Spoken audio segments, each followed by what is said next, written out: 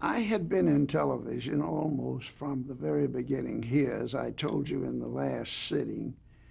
And when I went to work in television, there were some, I believe, around 3,000 sets in all of Los Angeles. There was a great fear of television, really, was the only way I can put it. People that were in public office shunned it at the beginning. They didn't look too well on it for the most part. It was very contrasty, black and white. Uh, there was no way to record it and look at what you were doing. You just had people to tell you. It did not play a big picture in politics until that 1952 convention.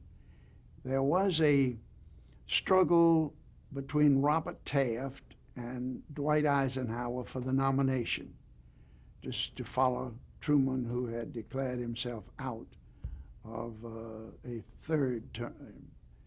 And the result was that Eisenhower, who really didn't want to be on television, came over much better than Robert Taft did. Anytime you would talk to Eisenhower, he had this kind of manner that just played the television perfectly. And he slowly began to realize that this is a big force. And to me, the watershed of recognition of the political power of television was the year 1952. From that day on, congressmen, senators, everybody began to take a look at it. And of course, it reached a culmination in 1959 when the great debates took place between John F. Kennedy and Richard Nixon. Did President Eisenhower get comfortable with television eventually? He did to a degree. He had an excellent press secretary who later went to work for ABC. He was Jim Haggerty. His father had been with the New York Times for years. And Jim Haggerty saw very early television as, oh man, not only he was dealing with the day-to-day news with three networks who were rising like mad in influence. And he had a great deal of influence on Eisenhower. He listened to him. They had the warmest kind of relation. Another man that was strong with, that was a close friend of Dwight Eisenhower's, was Robert Montgomery, who was early into television with some of the best dramas that were on in the early days.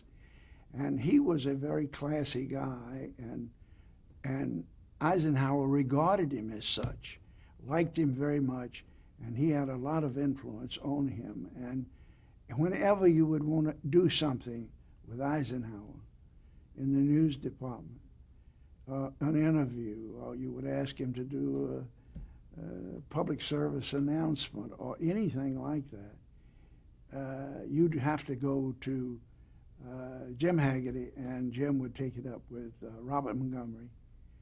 And I have a number of letters from Robert Montgomery through the years about Eisenhower and what would be involved with his being on television.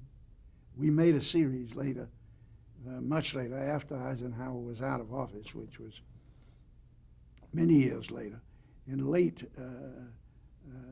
mid-1960s, called the Eisenhower Years. And that was arranged by Jim and by Robert Montgomery.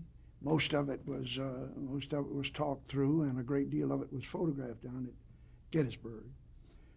We had had such fantastic success with a series that was done actually by Screen Gems called the Churchill Years. They were 13 half-hour episodes of Churchill point of view for the war.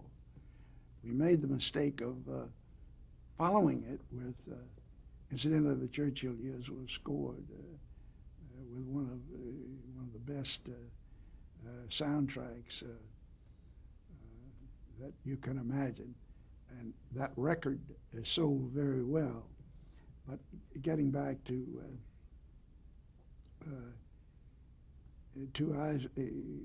Eisenhower, we made the mistake of preceding it by the Roosevelt years. And we did not realize when we went into that very, very little movement of FDR was in existence in libraries. Unlike in case of Churchill, we had just a plethora of material, archives, everything in London, everything in vaults, everything cataloged.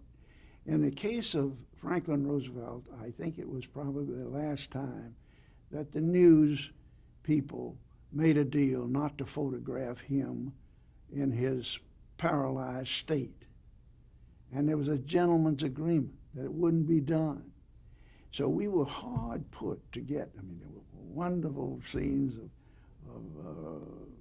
Churchill with his victory and his cigar and his walking over ruins and his talking to the RAF.